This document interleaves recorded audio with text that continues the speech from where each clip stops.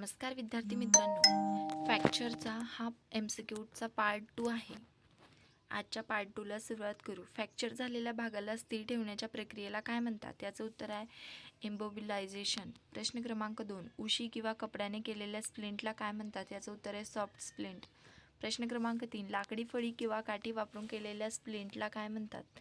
याचं उत्तर आहे रिगिड स्प्लिंट. प्रश्न क्रमांक 4, जखमी अवयवाला दुसऱ्या अवयवाला बांधण्याच्या पद्धतीला काय म्हणतात? याचं उत्तर आहे ॲनाटॉमिकल स्प्लिंट.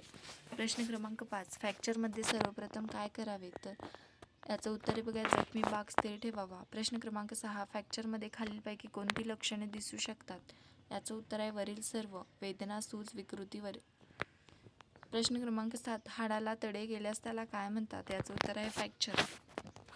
प्रश्न क्रमांक 8, फ्रॅक्चरमध्ये जखमी भागाला कसे बांधावे? तर याचं उत्तर आहे योग्य घट्ट.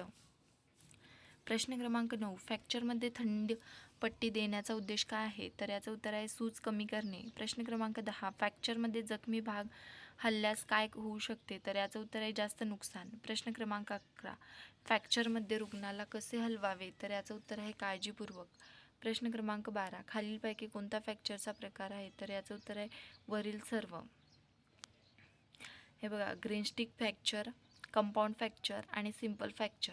प्रश्न क्रमांक 13, फ्रॅक्चरमध्ये जखमी भागावर काय ठेवावे? तर याचं उत्तर आहे थंड पट्टी. प्रश्न क्रमांक 14, फ्रॅक्चरमध्ये खालीलपैकी काय योग्य आहे? तर याचं उत्तर आहे बघा स्प्लिंट लावणे. प्रश्न क्रमांक 15, फ्रॅक्चरमध्ये जखमी भाग हलू न देणे का महत्त्वाचे आहे? तर याचं उत्तर आहे हाड स्थिर ठेवण्यासाठी. प्रश्न क्रमांक 16, फ्रॅक्चरमध्ये जखमी भागाला आधार देण्यासाठी काय वापरतात? याचं उत्तर आहे स्प्लिंट.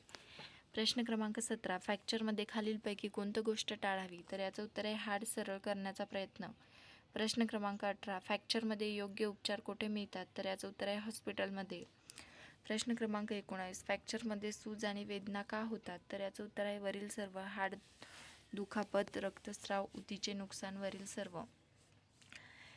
20, फ्रॅक्चर झाल्यावर अंतिम उपचार कोण करतो? तर याचं उत्तर आहे डॉक्टर. व्हिडिओ आवडल्यास लाईक करा, शेअर करा आणि सबस्क्राईब करा.